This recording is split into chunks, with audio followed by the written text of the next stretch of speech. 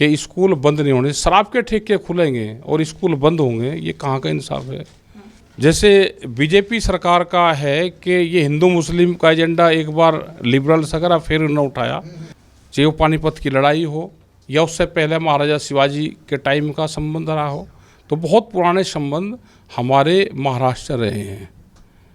भारतीय किसान यूनियन के राष्ट्रीय प्रवक्ता राकेश टिकैत आज प्रयागराज पहुंचे। यहां पहुंचकर उन्होंने कई मुद्दों पर बात की। उन्होंने 30 जुलाई को प्रयागराज में किसान महापंचायत करने का भी ऐलान किया है। इस महापंचायत में कई मुद्दों पर बात होगी, जैसे कानून व्यवस्था, महिला सुरक्षा, प्राइमरी स्कूल विलय और भी कई मुद्दों पर चर्चा होगी। उन्होंने भारत एक्सप्रेस संवाददाता अनम फातिमा से खास बातचीत करते हुए कई मुद्दों पर अपनी राय रखी। उन्होंने महाराष्ट्र में चल रहे भाषा विवाद का विरोध किया। बिहार चुनाव पर सवाल पूछे जाने पर उन्होंने वहां की व्यवस्थाओं पर भी कई सवाल खड़े किए। देखिए प्रयागराज से हमारी संवाददाता अनम फातिमा की रिपोर्ट। भारतीय किसान यूनियन के राष्ट्रीय प्रवक्ता राकेश टिकैत हमारे साथ हैं। सर, प्रयागराज आने की वजह? कि प्रयागराज में कोई बैन है। खास वजह? खास वजह ये है कि यहाँ पे मीटिंग होनी है जुलाई में, 30 जुलाई को। उसकी तैयारी, अपने लोगों से बातचीत करना। यहाँ पे पुलिस प्रशासन के द्वारा फर्जी मुकदमे, डराना धमकाने का काम कर रहा, ये इशू हैं। और यहाँ पे भूमि अधिग्रहण के इशू चल रहे, तो इन सब संबंध में यहाँ पे जो अपने लोग हैं उनसे बातचीत करेंगे। सर, आज पूरे उत्तर प्रदेश में पौधारोपण, वृक्षारोपण किया जा रहा है, उसको किस तरीके से देख रहे हैं? नहीं, ठीक है, होना चाहिए। और उसमें आम जनमानस को भी उसमें भागीदारी निभानी चाहिए। और जिसका जन्मदिन है वो पेड़ लगाए, जिसको क्लास में 1 क्लास से ऊपर आया तो वो पेड़ लगाए।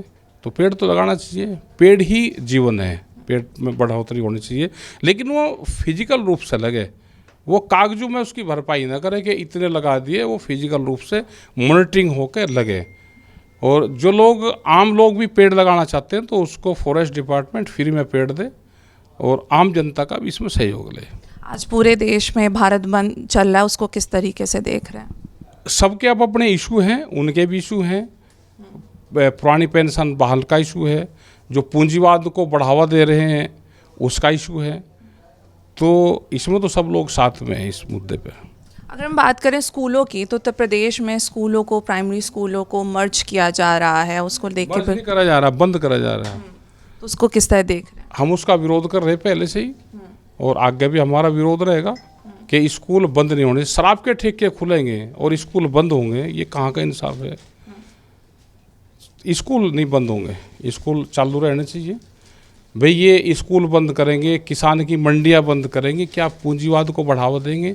देश को गरीब बनाने का काम करा जा रहा। यहाँ पे इस देश में लेबर तैयार हो, ये एक पूरा फार्मूला चल रहा।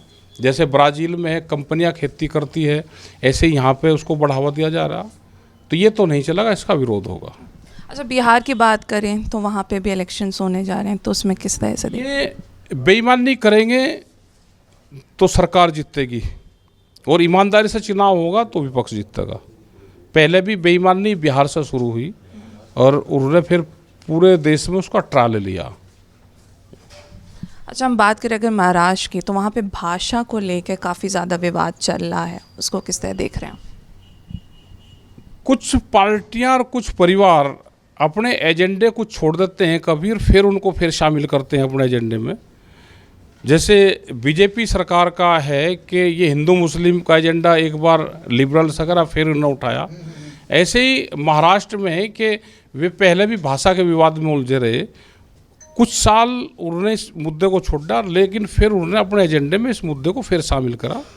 उसका विरोध पूरे देश भर में है, और उनको ये पता रहना चाहिए कि जो मराठे हैं उनका संबंध और हिंदी भाषी स्टेट का संबंध बहुत पुराना उनका रहा है।